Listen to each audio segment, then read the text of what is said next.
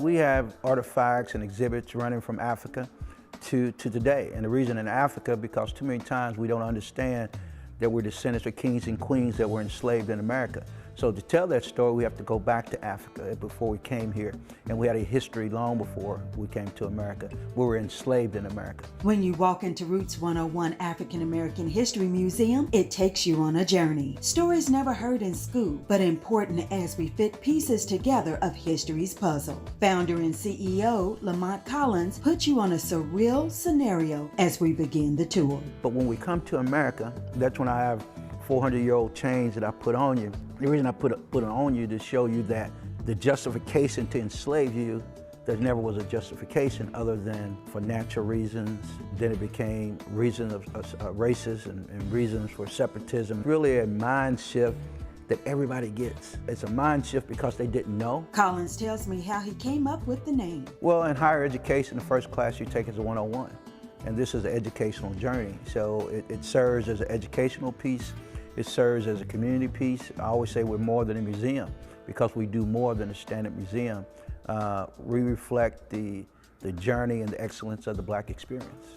Collins always had the love for history. He took his personal collection from home and moved it into this 19,000 square foot space on First Street. He shares unique exhibits and where it all started before we had museums documenting history. Big Mama told our story. We found things about our family that we didn't read about, but now we knew about. And at Big Mama's house, the pictures didn't have to be straight, they could be crooked. The point is they were on the wall.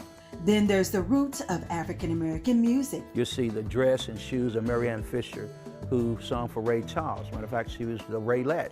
Included in the collection are the artists of Kentucky Roots, New Birth, Crush Groove, who played trumpet for James Brown, Midnight Star, and Nappy Roots. Then there's the Green Book Hotel, called the Allen House. Really what Green Book was about was Black people traveling safely. You know, in our day and time, we talk about driving while Black.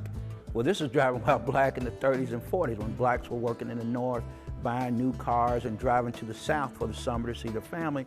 There's so much inside the museum, it would take you all day to see it. From the narrative exhibit to the Protest to Progress display. That's from the Breonna Taylor when I was involved in the marches here in Louisville. And what I found out, which was really probably the greatest awakening to me, is when I was on the street and the kids were gravitating to the museum for what we were saying, it was just many as white kids as Black kids out there, which told me whatever world we live in now, the kids today don't want to live in it. They don't want racism to be in the middle of what they do. They want to just love people for who they are and what they are and what they can bring to the table. When I asked him, does representation matter? It matters because it matters. Every human being matters. Being represented in a country that says that we're all created equal matters more than anything. For Moments That Matter, I'm Charlene Shanklin for WHAS 11 on your side. We, of course, right here, will be bringing you Moments That Matter in Black history all month long.